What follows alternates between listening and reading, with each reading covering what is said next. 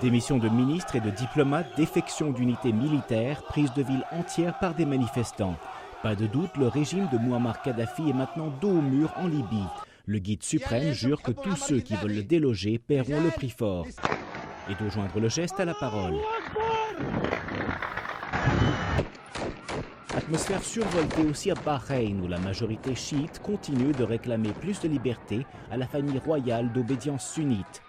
Ainsi qu'au Yémen où les manifestants appellent au départ du président Saleh en poste depuis 32 ans. Ce début 2011 est donc témoin d'un monde arabe en ébullition après les mouvements de contestation qui ont chassé du pouvoir les présidents tunisiens et égyptiens. Porteuses de grandes espérances pour beaucoup, les révolutions du monde arabe laissent toutefois les gouvernements occidentaux ambivalents dans la mesure où elles pourraient provoquer des bouleversements économiques sans que les pays industrialisés puissent véritablement influencer le cours des événements.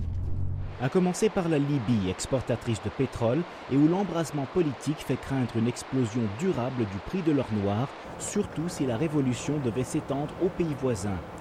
Certes, les États-Unis ont progressivement normalisé depuis 7 ans leurs relations avec Tripoli, accusée pendant des années de soutenir le terrorisme. Mais pour Ian Lasser, chercheur, le régime Kadhafi est condamné et Washington n'a guère de moyens d'influer sur la suite des événements. Il faudra bien entretenir des relations avec ses successeurs, ce qui pourrait être très difficile. On pourrait avoir affaire à des idéologues, des factions violentes, voire des incompétents. Une influence faible en Libye et qui pourrait diminuer demain dans l'ensemble du monde arabe, selon Alain Grèche, rédacteur en chef du Monde diplomatique.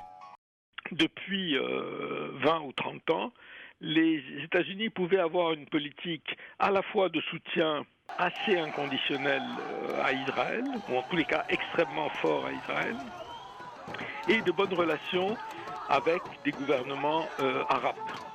Je pense que ça va être beaucoup plus difficile parce que les gouvernements arabes vont être obligés de prendre en compte une opinion publique qui est quand même très mobilisée sur la question palestinienne. Quoi qu'il en soit, reste à voir la forme que prendront les systèmes politiques issus des soulèvements arabes. Robert Daguillard, La Voix de l'Amérique à Washington.